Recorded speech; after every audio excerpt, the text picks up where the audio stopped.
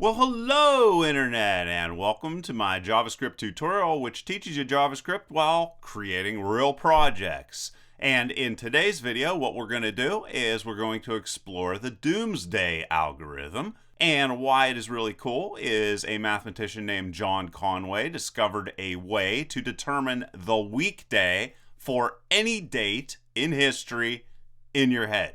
And what we're going to do is actually create an application that is going to calculate it, as well as describe on the screen exactly all the steps for finding that special day. And now I'm going to jump over and show you the finished app. All right, so here's the finished app. So somebody could come here and go and decide that they want to find out on what weekday the most important date in history occurred. So we can come in here and get ourselves a year and calculate it. And you're going to see that it shows you all of the calculations needed to actually find out that the weekday of December the 21st, 1974 actually was a Saturday. So now what I'm going to do is go step by step and explain exactly how the Doomsday Algorithm works. Okay, so the theory basically works because Conway discovered that there are certain dates every single year that all share the same weekday. And here are some of them. We have January 3rd or 4th, and basically that you're going to pick the 3rd if it is not a leap year, or the 4th if it is a leap year. And the same goes for February 7th or 1st. And then you have all the other dates, which are all going to always share the same weekday with each other every single year. Of course, the weekday is going to change. Then you have to perform further calculations. So let's say we have December the 21st, 1974. The first step is you're going to go and get the 74 from 1974, and you're going to divide it by 12 to get the value of 6. After that, you're then going to take that value of 6, multiply it times 12, and go and subtract it from the original 74 to get the value of 2. We'll then take that 2 and divide it by 4 to get a value of 0. And then you're going to take all those values, add them up to get a total value of 11. Now, if you go and get 11 and get the modulus of 7 from it, you get a total remainder of 4. And if you start with Sunday being 0, 1 being Monday, Tuesday, so forth and so on, that tells you that for 1974, all of those doomsdays all share the same weekday, and that weekday is Thursday. Now, the doomsday for December is December the 5th. So if you want to find out on what weekday December the 21st occurred, all you need to do is go and get 4, which is representative with Thursday, and add to it 21 minus 5, and then take modulus 7 to get a value of 6, or Saturday. And now you know that December the 21st, 1974 occurred on a Saturday. Pretty cool stuff, just about as cool as my new sponsor, Education Ecosystem.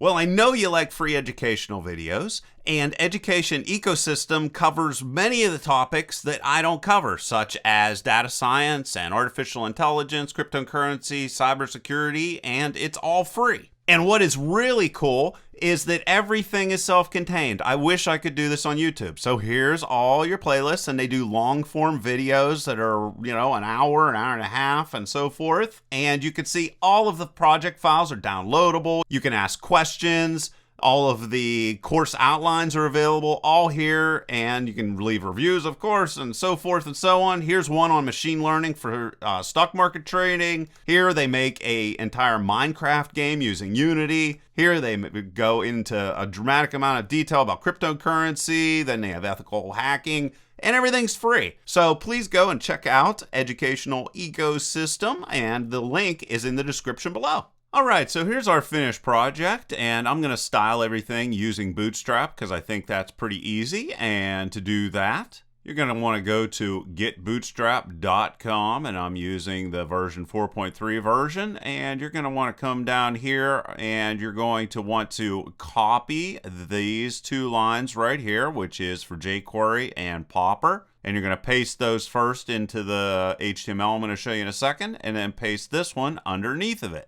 Whenever you do, you're going to get this. All right, so we have 3 files. I have findday.html, findday.css, and findday.js.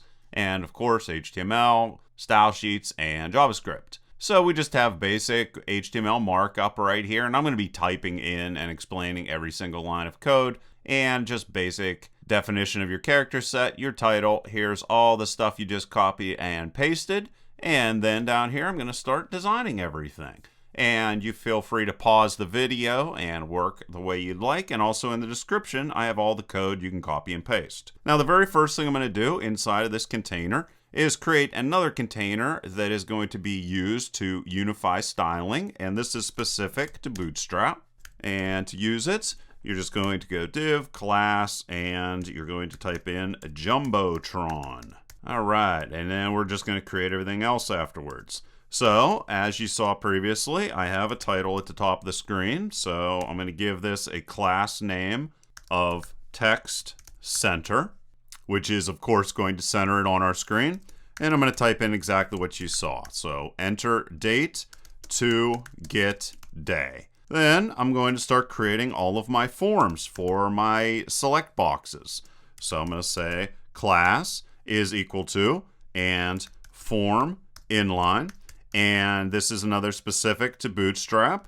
And what this does for you is just basically style and place your form elements in a row. Then inside of here, what we're going to do is create another container.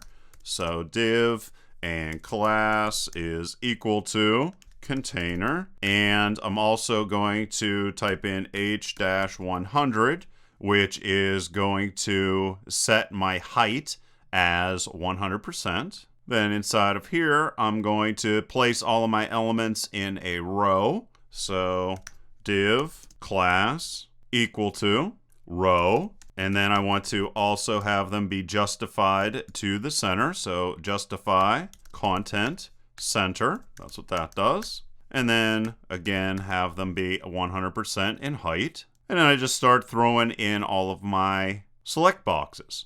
Now, if I want to prepend the month to the beginning of the select box like I did, I'm going to go div class equal to input group and p2. And then I define what I want to prepend, which is going to be the month name. So to do that, you say div class equal to input group prepend. And we're going to just be copying and pasting this multiple times after we have this set up. And then I can throw a label inside of there. So class is equal to input group text. And the text for this is going to be month. And then that'll be the end of that div. Now I need to create my select box. So select and class is equal to form control and form control large is just a specific type of select box that I like to use. And then on top of that, I'm going to throw an ID inside of here, which is going to be month. And I'm going to dynamically with my HTML go and fill all of these select boxes with the options. So all the options will get put in there using actual JavaScript code. And then that div will end right there. So then what I just need to do is basically just copy exactly what I just put inside of here. And I'm going to start copying right here where that div begins and then this div ends. And I can come in here and paste. And then all I need to do is change this to day and change the ID to day as well. And then go and do another one for year. Close that off, paste this in here, change this to year, and change this to year. Then after this div, I have to put my button inside of here. So I'm just going to say button type is equal to, and this is a button, class is equal to, and this is going to be button. This is again for styling with Bootstrap. And I'm going to give this an ID of calc button. Close that off, and then the word calculate. And then we're going to come down here after the form element is closed, and I'll throw my text area inside of here. I'm going to go div class is equal to form group, again for styling reasons. This will automatically styles everything nice for me. And I'm going to throw an H3 tag inside of here with results. And then after that, I can go and throw a text area inside of here that I'll be able to write inside of. Style it once again, class, form control, and this just makes everything look exactly the same. And give it an ID so I can write to it from my code of results. And I'm going to say that I want my rows, I want to have 11 rows inside of this text area. And that's all I need to do. So I got that saved. Now over in the style sheet, didn't do much of anything. I just defined my font size so it's consistent, and I added a background color for all of the body, same exact background color for Jumbotron, and made the text white. So very straightforward if you want to pause your screen and type that in. And if you jump over, you can see it looks exactly like what we had before, except it doesn't include the months, days, or years, but I'm going to add those using JavaScript right now. Alright, as for the JavaScript, you can feel free to pause the video and try to create it yourself. You know all the math involved. So let's come in here and I'm going to create an event listener that is going to say as soon as the page is loaded, I want to call a function which is going to set up everything like putting the months and such together, and the number of days I want, and so forth. So that's what this function's going to do. Then I have to think about some other things I'm going to need. Well, I'm going to need the month, our month array to be able to populate everything. So January, February, March, April, May, June, July, August, September, October, November, and December. And I'm also going to need a day array, which is going to be used to populate the array and also to go and get day data based off of the different calculations I'm going to make here, as I showed you before, and Saturday. And there we go. So we got all of that data. Then what else am I going to need? Well, I'd also like to have an array that is going to have the doomsday dates for both the leap year and the non-leap year. So I'm just going to call this doomsday array leap year. And the dates are going to be 4, 1, 7. This is January, February, March. So all of those different days are going to line up. And there they are. And there is also the array for the non-leap years. Other things I'm going to need is whatever the month was that the user selected, as well as the day that the user selected, and the year that the user selected, and the results box, which we will be adding information to. And then I need to create my setup function that is going to go and populate all of our select boxes. I'm going to go and first off get references to the month select box, which I gave the ID of month. And you can see here all of the guys that I'm talking about. See right here, see month, and I gave the other one day and the other one year. So now I'm going to do the same thing for all of the other ones. So we'll go and get the day selected, and that's going to be day, and I'll get the year selected, which is going to have the ID of year.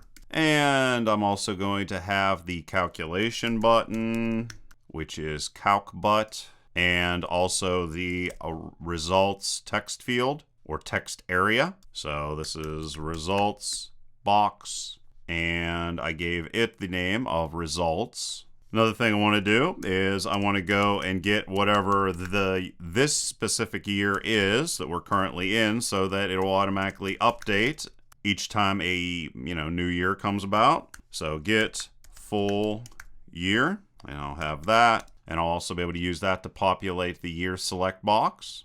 So I'm going to go var I is equal to 0, while I is less than 11, or less than or equal to 11. And this is going to populate the month select box. And we're going to do much the same thing for all the other select boxes. So how you do this is go and create a element. So document, create element. And the element I specifically want to create is an option element. And then you need to go and put all of those months inside of there. So you go Option, Append, Child, and Document, Create, Text, Node. And then I'll go and get whatever each of the elements is inside of our month array and stick them inside of there. And then you just say month select, append, child, and throw it in there.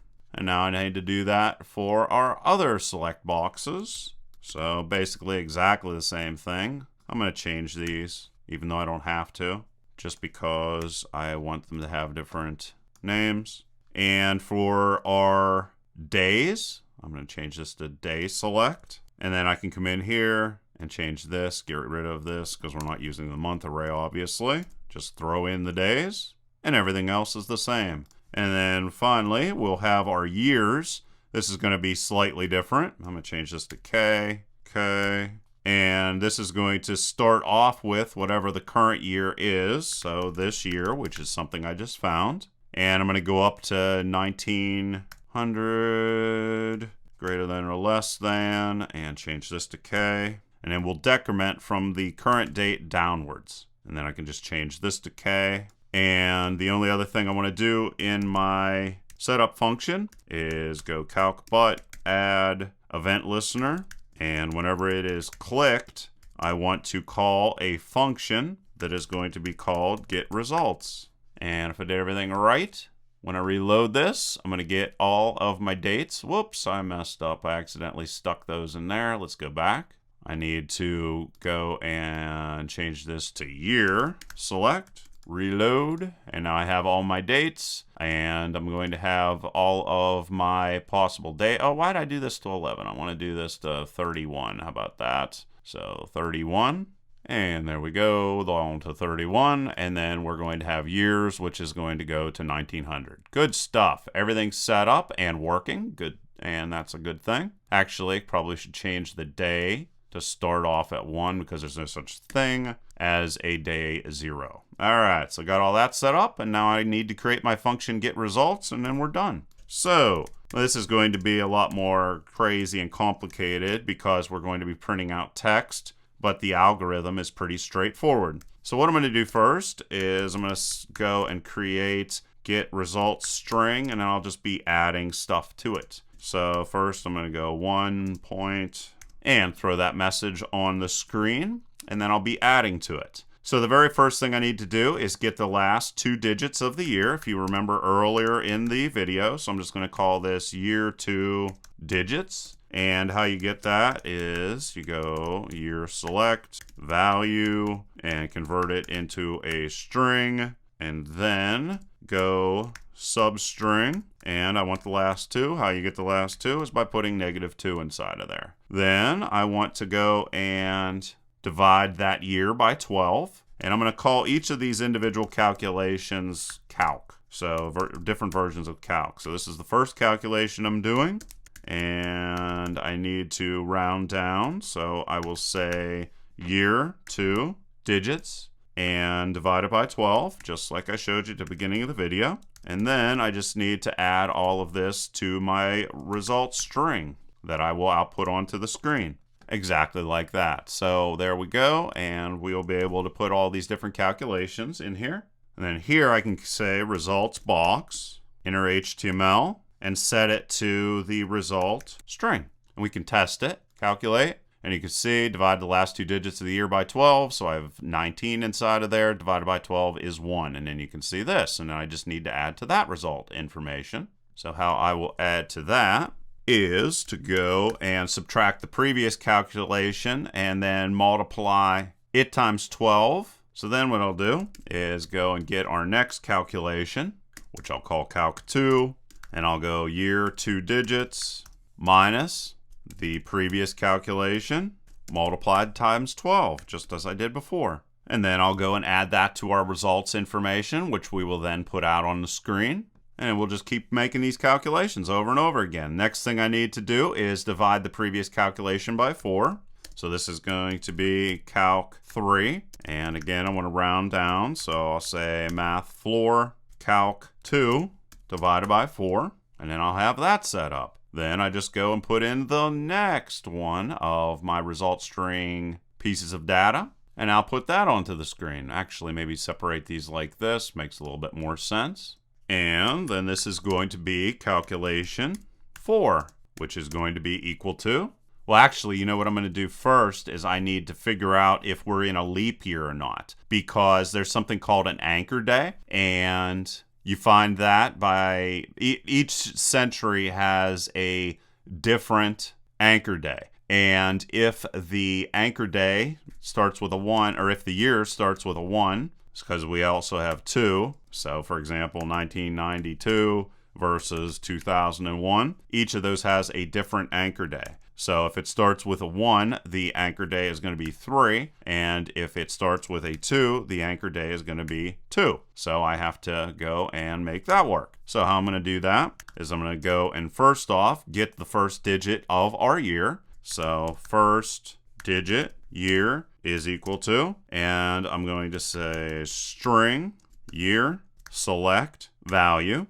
to string, and then character at, and the one that I'm specifically want is the first one, and how you get the first one is put 0 inside of there. Then I'm going to figure out what anchor number I'm going to use based off of what that number is. To do that, go first digit year. If it's equal to 1, then the anchor number is going to be 3, and otherwise it's going to be 2. There's the ternary operator. And then what I can do is perform my fourth calculation. How you do this, so go calc 4 is equal to, I add all the previous results together. So calc 2, calc 3, and then finally our anchor number. All right, so we got all of those set up. The next calculation I'm going to have to do, well, let's go and get our result string data, put it in here. All right, so that is just showing all of those results that we have there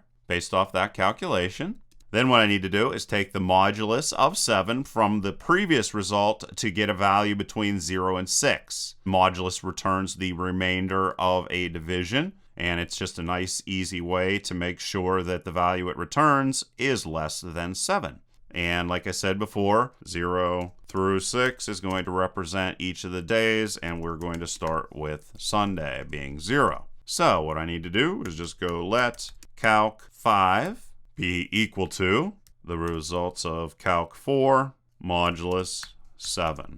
And again, go and print out that information into the text area. The next calculation I'm going to need to do is to check if it is a leap year or not. How you find out if it's a leap year or not is, first off, you get the year that the user selected, and I get that with year select, and then ask for its value. Then I'll go leap year equal to, and the first thing you have to do is see if it is divisible by 4 or not, and that's how you do that. And again, ternary operator. If it comes back as true, well, then I'm going to say that yes, it is a leap year. And then there's one other check. If it is divisible also by 100 and not divisible by 400, then in that one situation, it is considered false.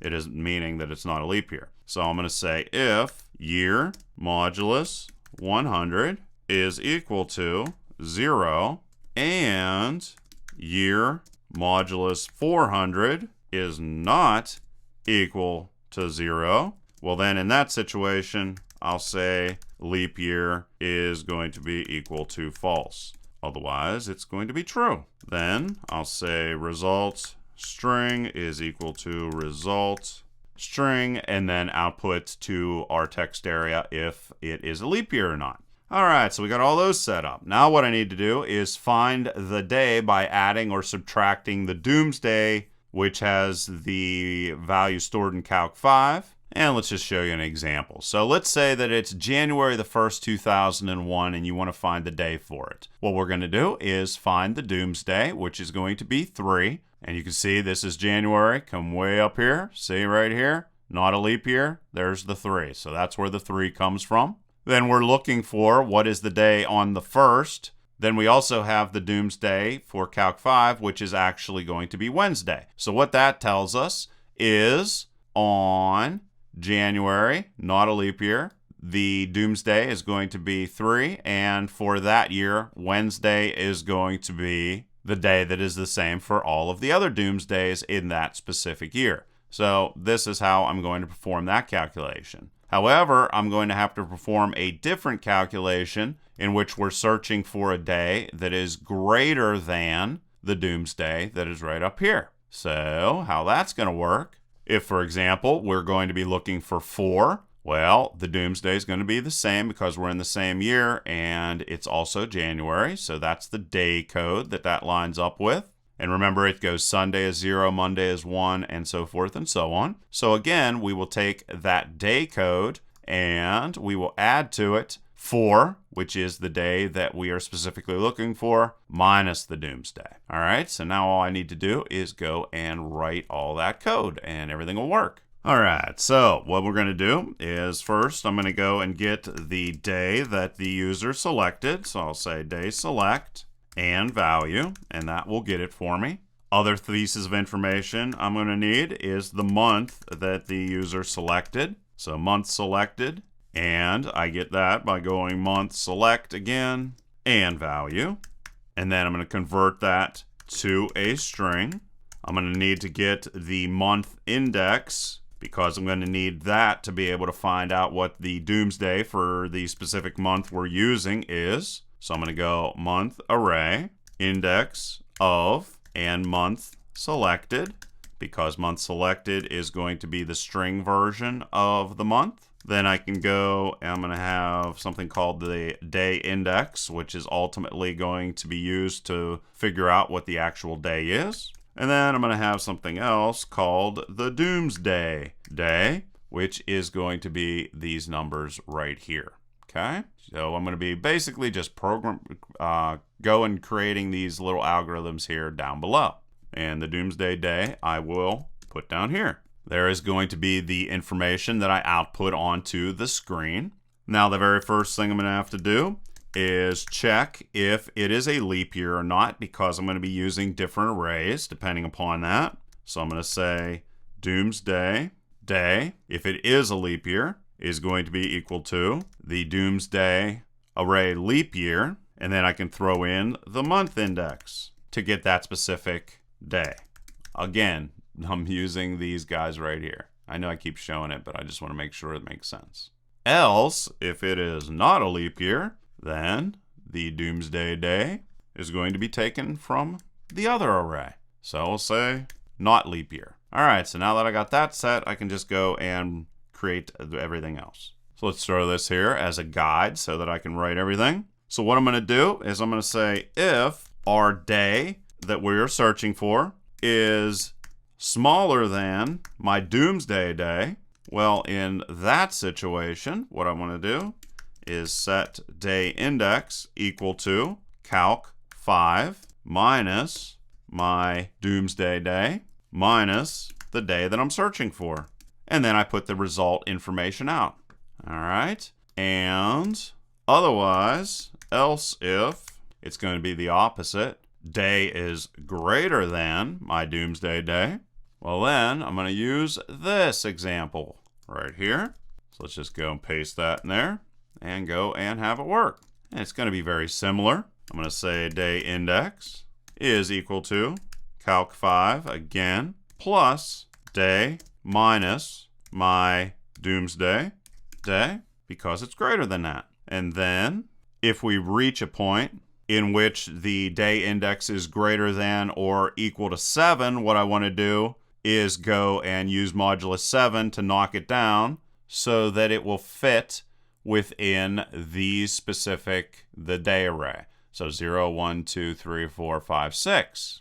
And it would only happen in this second one. It wouldn't happen here because we're going downwards instead of greater than. So I'll say if day index is greater than or equal to 7, day index is equal to day index modulus 7. And then in that situation, sometimes I use modulus, sometimes I don't. So I'm going to have different result string information that outputs on the screen. And you can go and pause your screen and type those in. And that's pretty much it. Oh, there's also one more. There is the chance that we will have them be equal. In that situation, the day index is going to be exactly the same as the Doomsday day. So I can just go and have that be calc 5. And if I want to throw something in here just for protection reasons, I can handle if we ever get a situation in which the value is negative. In that situation, I'll say day index is less than 0. Then day index is going to be equal to 7 plus day index. And there we go. Now we can test it, reload it, and calculate. And we can see if this looks right. January 1st, 2019. Everything's looking pretty good.